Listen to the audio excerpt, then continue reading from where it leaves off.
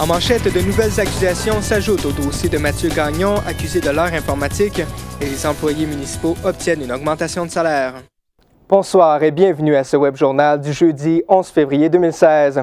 De nouvelles accusations ont été déposées ce matin dans le cas de Mathieu Gagnon, l'Almatois de 32 ans accusé de l'heure informatique.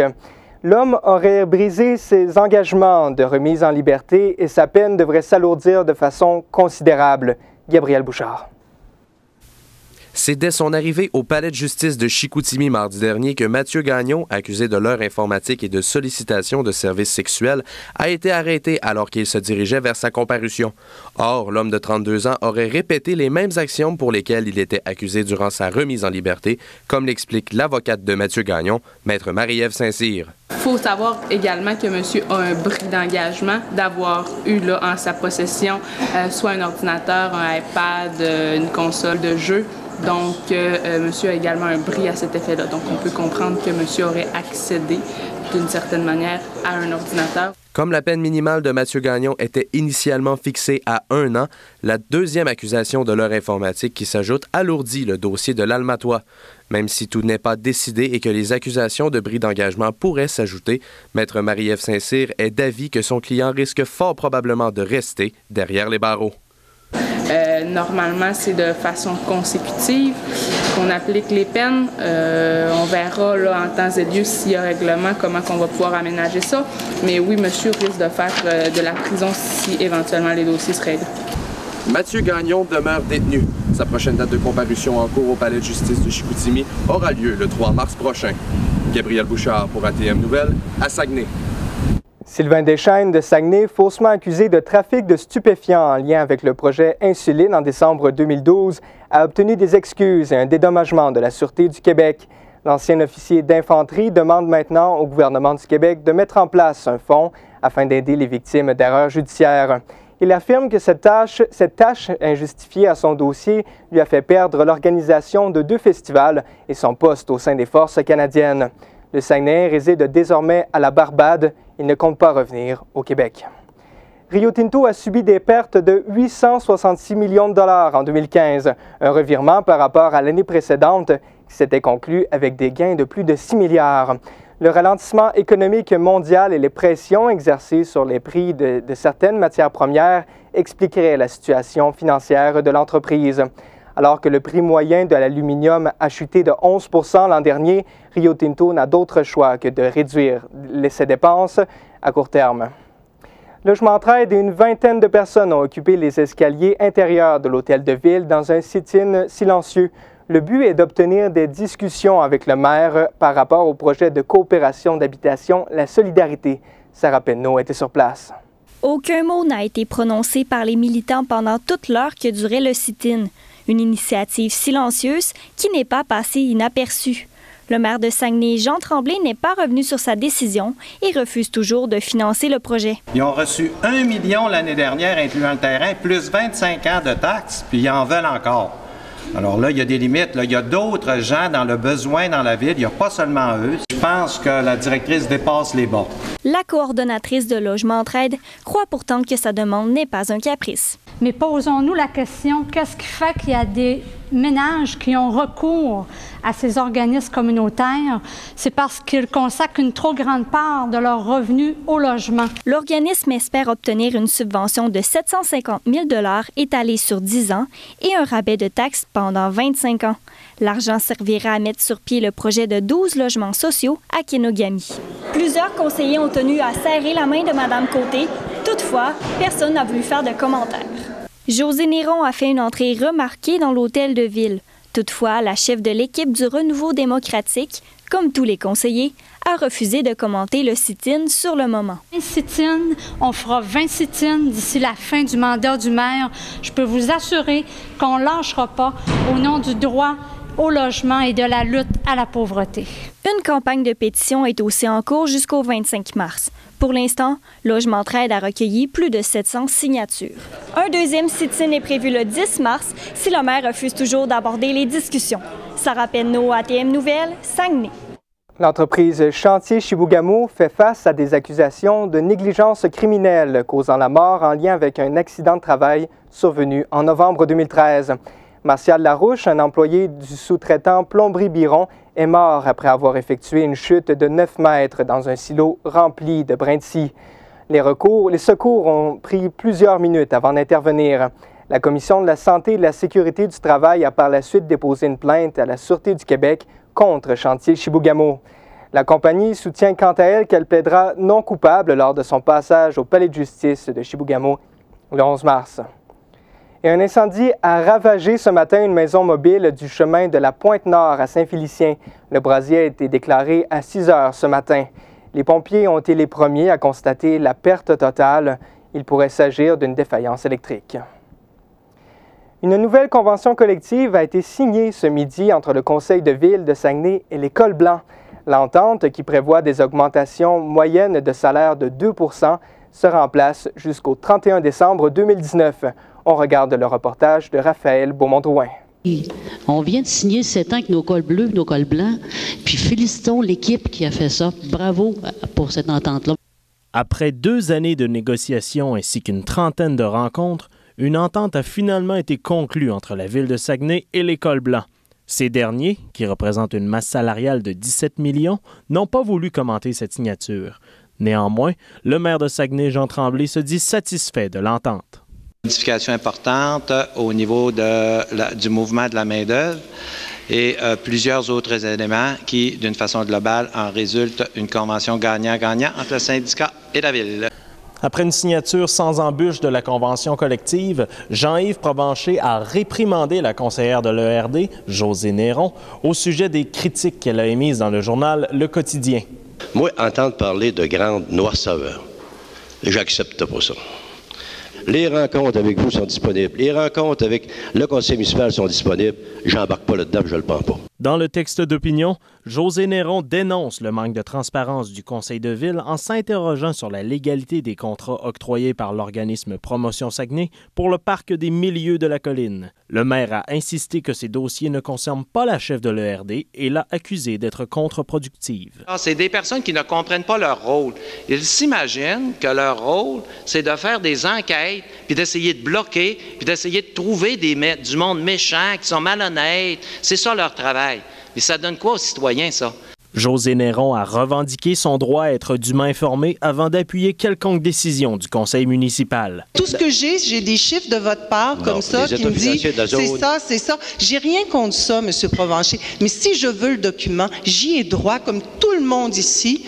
Jean-Yves Provencher ne voit aucun problème de transparence au Conseil du Trésor et lance un appel à la confiance. Je sais pas si c'est en campagne électorale ou pas, je ne sais pas. Mais c'est des chiffres qu'elle obtient réellement. La chef de l'ERD soutient que la loi est de son côté et n'hésitera pas à faire appel au ministère des Affaires municipales. Promotion Saguenay n'a pas le droit de donner des subventions et des dons de cette façon-là. Malgré leurs différends, tous les conseillers s'entendent pour dire que cette nouvelle convention collective sera un succès pour les 4 années à venir. Raphaël Beaumont-Drouin, ATM Nouvelles, Saguenay. Les femmes devraient être à l'aise avec leur ambition et prendre davantage leur place dans les postes de la haute direction et autres sièges d'importance. C'est ce qu'a défendu la chef de direction et vice-présidente principale chez la financière Sun Life, Isabelle Hudon, hier soir lors d'une conférence devant la Chambre de commerce du Saguenay. Elle soutient que les femmes sont sous-représentées au sein des conseils d'administration et des postes d'importance, ce qui est un non-sens à ses yeux. La femme d'affaires demande à ses consoeurs de surmonter leur timidité et de cesser de vouloir plaire à tout le monde. Comment se porte la condition féminine en 2016? Depuis l'élection de Lise Payette comme ministre d'État à la condition féminine en 1976 sous le gouvernement de René Lévesque, les droits des femmes ont grandement évolué. Mais est-ce que les femmes sont égales aux hommes? Une question qui résonne encore aujourd'hui alors que plusieurs événements marquants de l'actualité laissent croire qu'il reste beaucoup de travail à faire.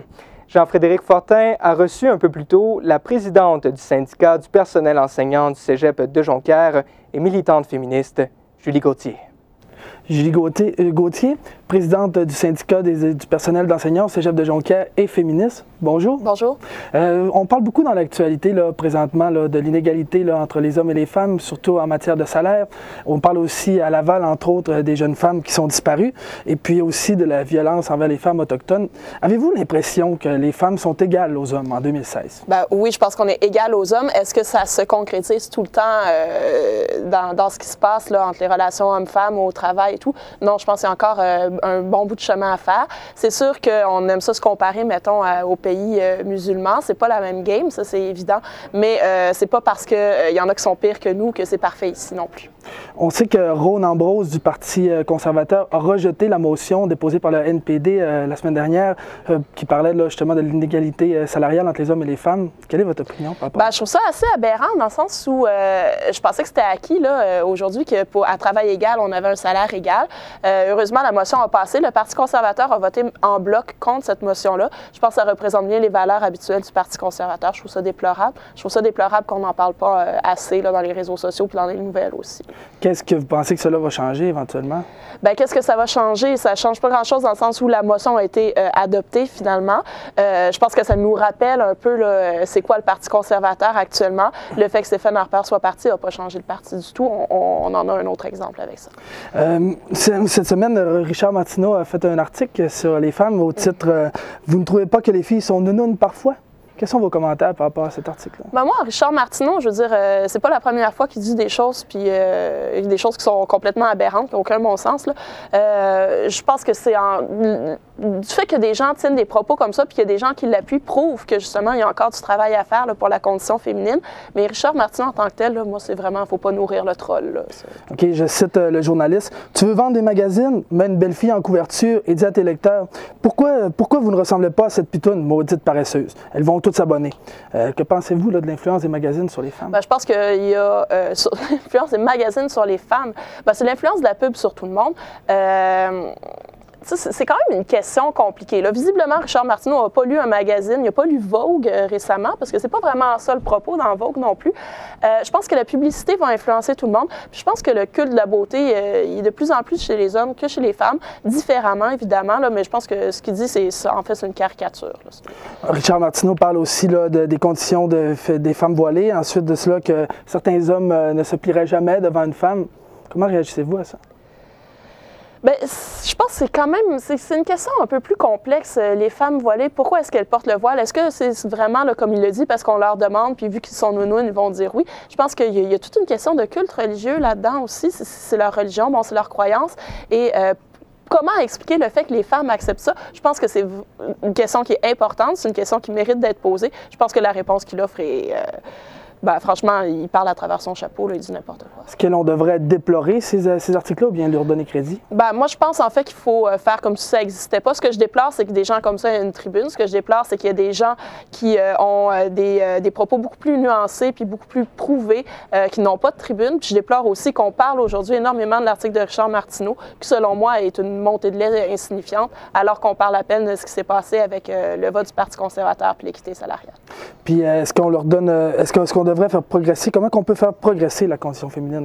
Comment on peut faire progresser la condition féminine? Je pense que c'est en travaillant. Souvent, on voit beaucoup de féminisme, on présente ça en opposition avec les hommes. Il y a les féministes, les femmes versus les hommes. Je pense, puis Emma Watson, là, avec l'ONU, en donne un très bon exemple. Ben, finalement, le féminisme, c'est tout le monde ensemble. Il faut ramener l'idée que les hommes peuvent aussi être féministes et ont leur rôle à jouer dans le féminisme. OK, puis en tant que professeur, est-ce que vous êtes témoin parfois d'actes envers les femmes, là, des actes misogynes dans vos classes? Dans les classes, pas vraiment dans les classes, peut-être dans les corridors, là, des commentaires, mais bon, ça, c'était comme ça quand j'étais au cégep aussi. Des actes là, d'inégalité, j'en vois tout le temps. Il suffit de sortir dans un bar, on le voit, là, on voit là, des actes quasiment d'agression verbale là, à chaque fois, tous les soirs, ça c'est constant. Lise Payette parlait là, dimanche dernier, tout le monde en parle, que l'éducation doit passer par les écoles. Est-ce que vous êtes d'accord avec ça? Que l'éducation doit passer... L'éducation des hommes, excusez-moi. Oui, ben, je pense que oui. Je pense qu'en fait, doit passer par tout le monde, par les parents aussi. Je pense que les pères ont des rôles à jouer envers leurs fils. Les enfants, ils apprennent par l'exemple aussi, donc par l'école, par les parents, par les amis, par la société en général. Croyez-vous que le féministe a encore sa place en 2016? Tout à fait. Qu'on doit continuer à lutter pour ça? Oui, tout le monde ensemble, là, pas juste les femmes, les hommes aussi. Puis je pense que c'est acquis aujourd'hui. Donc, je recevais Julie Gauthier, présidente du syndicat personnel enseignant au Cégep de Jonquière. Merci beaucoup d'avoir été avec nous. Merci. Une soirée reconnaissance tenue hier à l'hôtel Chicoutimi a permis d'honorer 95 propriétaires et promoteurs qui sont installés dans les différents centres-villes de Saguenay. Une plaque honorifique en aluminium a été remise à chacun des entrepreneurs par le maire Jean Tremblay, qui a souligné l'importance des centres-villes dans la vitalité d'une municipalité. Sur les 95 projets et entreprises, une grande majorité constituait de nouveaux commerces. Et pour une 5e année consécutive, le Centre intégré universitaire de santé et de services sociaux du Saguenay-Lac-Saint-Jean a organisé aujourd'hui une activité hors du commun pour les patients en réadaptation physique et en déficience intellectuelle. En partenariat avec Saguenay en Neige, chacun a pu continuer sa thérapie au parc de la Rivière-aux-Sables en sculptant des blocs de neige. Le reportage de Laure Gagnon-Tremblay. Affrontant une température ressentie de près de moins 30 degrés Celsius, une cinquantaine de patients ont laissé aller leur imagination en sculptant taupes, escargots et bonhommes de neige. Cet exercice a beaucoup d'effets bénéfiques sur leur réadaptation. Ça les fait travailler en hauteur, ça les fait travailler accroupis, ça fait que ça développe toutes leurs fonctions, puis ça dépend des personnes, mais la dextérité, puis on travaille en thérapie sans que ce soit vraiment une thérapie. Toutefois, pour la plupart des participants, c'est le plaisir qui s'est retrouvé au cœur de leurs préoccupations. Fait que moi, je suis un gars qui travaille tout le temps dehors, malgré mon handicap. J'arrête pas, tant aussi longtemps que la vue va me le permettre. C'est pour ça que je fais des activités en masse, puis j'aide à tout le monde, puis je participe.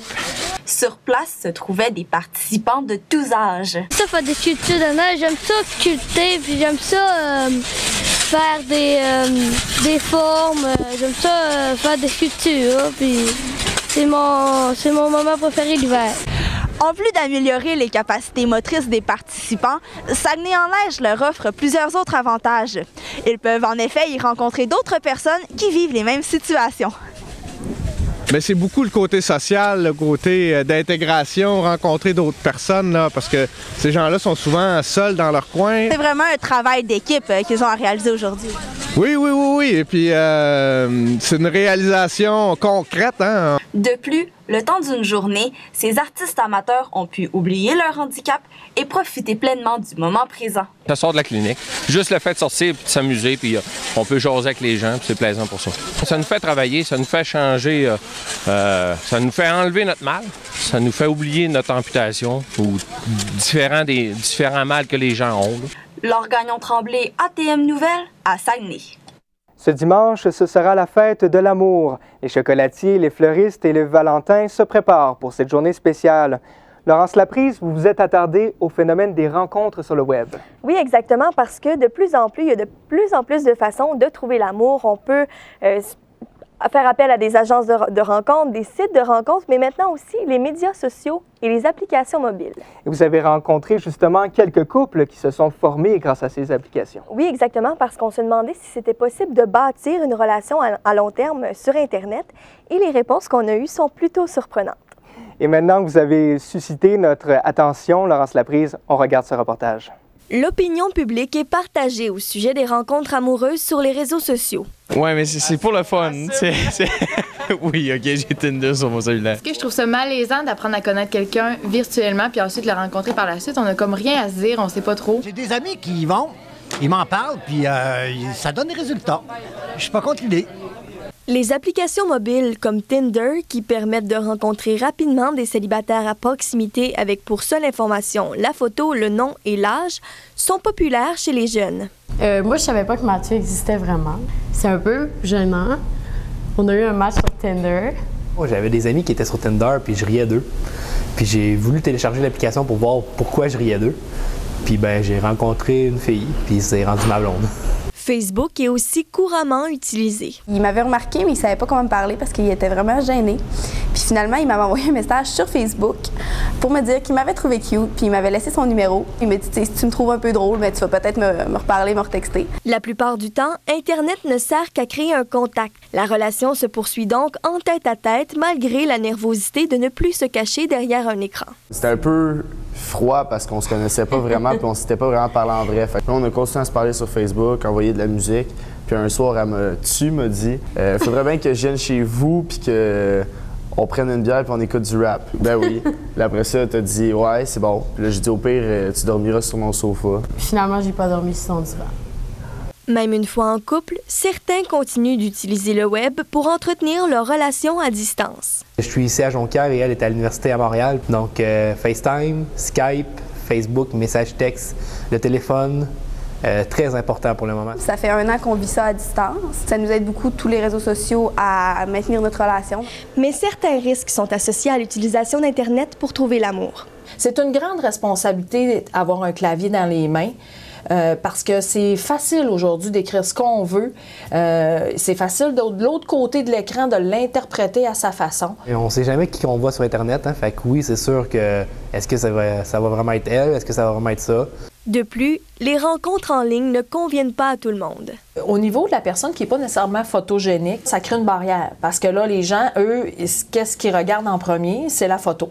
Il y a aussi les gens qui sont professionnels. Tu sais, les enseignants, il faut être prudent, les psychologues, médecins. La directrice et propriétaire de l'agence de rencontres Entre vous deux préconise les rendez-vous plus traditionnels. On a une âme, hein? On est des individus, puis c'est important d'aller se présenter, de se montrer tel qu'on est, et non de se faire juger juste par l'image comme on fait maintenant. Même si les réseaux sociaux comportent leurs avantages, tous s'entendent pour dire que rien ne vaut un contact humain. Laurence Laprise, ATM Nouvelles, Jonquière. Les jardins Mistook pourraient voir le jour à Alma. C'est un souhait des citoyens du secteur de Saint-Cœur-de-Marie. Le responsable du projet, Gérald Tremblay, affirme qu'il est en négociation avec la ville d'Alma pour acheter un terrain de 50 000 m². Le projet serait situé près de la marina et comporte 3 volets, soit un jardin communautaire, un verger et un maraîcher commercial. L'événement régional Fête de la musique donnera son coup d'envoi cette fin de semaine. C'est le slogan « La musique, un langage qui nous rassemble » qui a inspiré les organisateurs pour l'édition de cette année. Tous seront conviés à diverses activités afin d'apprécier la musique d'ici et d'ailleurs. Le porte-parole, Gianto Guo, était de passage dans nos studios un peu plus tôt aujourd'hui. Tout d'abord, bonjour M. Guo. Bonjour. Merci beaucoup d'avoir accepté notre invitation sur le plateau. C'était avec plaisir. Donc, tout d'abord, est-ce que vous pourriez nous expliquer c'est quoi exactement Fête de la musique? Fête de la musique, ça relève de compétences concernant la musique qui est faite par le regroupement de toutes les maisons d'enseignement de musique. L'idée de base, c'est d'encourager les jeunes et moins jeunes de faire la musique, mais écouter la musique, apprécier la musique. La raison est simple, parce qu'on trouve que la musique, c'est un langage qui nous rassemble beaucoup. Alors, c'est ça, et pour chaque année, on organise cette groupe de compétences une semaine intense, malgré que les actions, c'est pour toute l'année, mais on essaie de souligner par une semaine intense au niveau dans lequel sont organisés plusieurs événements. Puis là, vous êtes un petit groupe de porte-parole. C'est quoi votre rôle exactement à vous? Porte-parole, c'est d'abord diffuser et d'encourager, parce que les porte-paroles, comme avec moi, c'est Marcelin, Zabaï, Pascal Bouchard, Hélène au Bon Soin. On est tous des musiciens actifs. On a dans nos groupes où on fait des spectacles et on était intéressés à la musique depuis des années. Alors, comme en tant que pratiquants, ils nous demandent de véhiculer ce message et aussi d'organiser quelque chose. D'ailleurs, les 4 porte-paroles, on va faire une petite prestation le 21 février à 14h à la salle ministérielle de Chicoutimi. C'est notre contribution pour la semaine de fête de la musique. Justement, là, on mise beaucoup sur la différence des origines, sur le côté plus culturel. Comment vous faites, vous, pour faire ressortir vos origines à travers vos pièces musicales? Bon, ça c'est... Moi, je dis toujours, vous savez, une des façons d'apprécier la richesse, la diversité culturelle, c'est à travers la musique, parce qu'il n'y a pas de langage. Je peux donner beaucoup d'exemples personnels. Nous, qu'est-ce qu'on a décidé de faire pour le 21 février? Un train de culture dans lequel on va embarquer sur le train et on va avoir des arrêts et chacun de nos côtés, comme Hélène au niveau autochtone, la musique, moi qui viens de Bengale, de Marcelin de Côte d'Ivoire et Pascal de Québec, alors Québec Folklore, et on va jouer de la musique. Et on va faire participer les gens qui sont là et démontrer que à travers la musique, on peut trouver vraiment des chemins et des liens communs. Souvent, on trouve que on a un peu peur de cultures différentes et on trouvait qu'à travers la musique, c'est plus facile. En voyageant, j'ai trouvé, moi j'ai eu toujours cette facilité à cause de la musique d'être intégré avec des gens de la place, en Chine ou ailleurs. Moi, j'ai amené mon groupe de mosaïque que j'ai cofondé en 1993. On est allé en Bengale et tous les autres membres de famille de musique ne parlent pas bengali, mais ils sont absolument intégrés avec les gens de place à travers la musique. C'est pour ça que c'est important, je pense, qu'on voit et on pratique, on écoute la musique. Oui. Justement, c'est quoi? Vous parlez beaucoup des bienfaits. C'est comment on les remarque chez les jeunes interprètes, ces bienfaits-là? C'est d'abord, parce qu'au niveau de musique, les paroles sont extrêmement importantes. Si vous regardez un peu partout dans le monde, la musique avait joué un rôle, les chansons avaient joué un rôle extrêmement important. L'autre côté, comme on dit, qui est bon, parce que la parole, parce qu'on ne connaît pas la langue, toutes les langues, mais juste avec la musique, avec le tempo. Par exemple, si vous faites le rap, le tempo de rap qui donne, ça, je pense que ça aide à faciliter le rapprochement. Et essayer de découvrir, essayer de...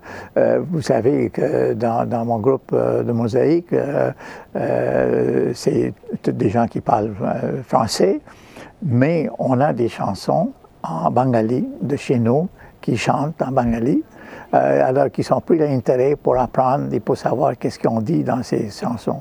Alors, moi, je pense que la musique est... Si on regarde un peu partout, moi j'ai trouvé que même aux sciences, la musique devient importante. Regardez tous les grands savants scientifiques, sont tous des musiciens. Ils jouent un instrument ou ils chantent.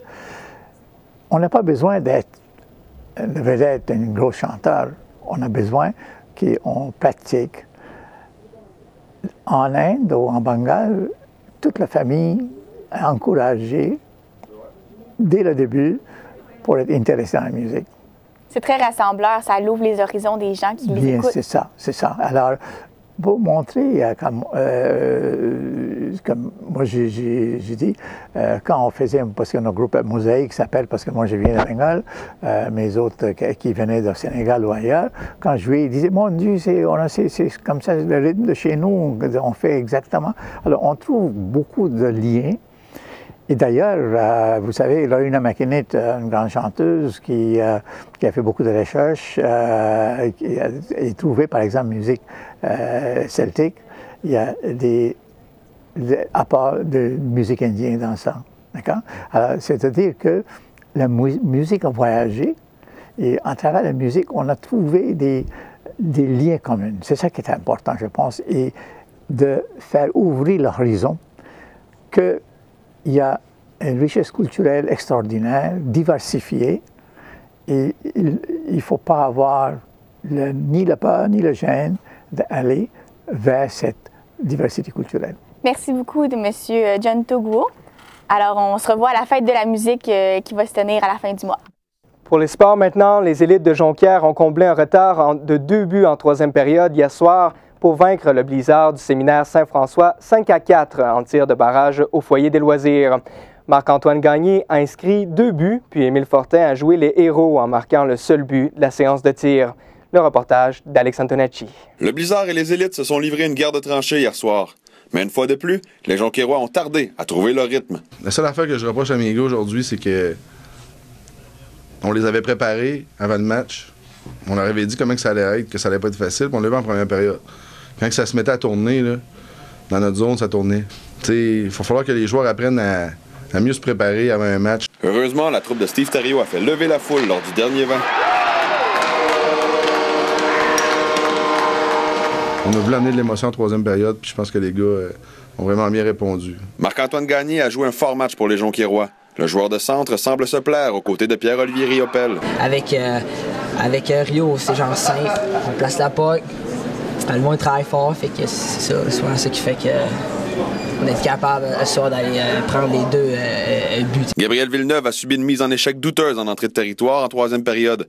Quelques secondes plus tard, le Blizzard crée l'égalité 4-4. Cette fois-là, c'est sûr qu'il aurait dû avoir une pénalité, mais il avait fermé les yeux sur quelques gestes aussi durant le match, puis c'en est un de plus, mais celui-là, il a causé un but. Suspendu par l'équipe lors du dernier match, Nicolas Cardonnet faisait son retour dans la formation. Cette suspension a semblé avoir donné un second souffle à sa saison. Aujourd'hui, c'était un joueur d'équipe, puis il souriait, puis tu as vu le changement tout de suite, puis en plus, à la glace, il a joué comme un joueur qui joue. Comme n'importe quel coach, comme sûrement Yannick veut qu'il joue. Il ne manque plus qu'un point maintenant aux élites de Jonquière pour s'assurer du premier rang au classement général du circuit Midget 3A. La troupe de Steve Thériault reprendra l'action dès vendredi, alors qu'ils affronteront de nouveau le Blizzard du séminaire Saint-François. Alex Antonacci, ATM Nouvelles, à Jonquière. L'équipe canadienne de patinage de vitesse sur courte piste vise rien de moins que 5 médailles pour cette 6e Coupe du monde de la saison qui se déroule cette fin de semaine aux Pays-Bas. La barre des 40 médailles serait alors franchie pour la première fois depuis la saison 2010-2011.